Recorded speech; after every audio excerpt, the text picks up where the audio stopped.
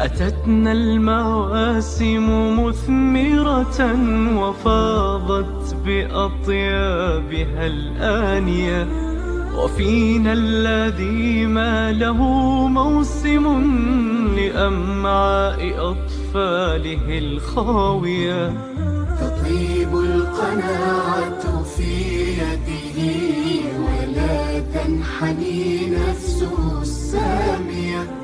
تطيب القناعة في يده ولا تنحني نفسه السامية.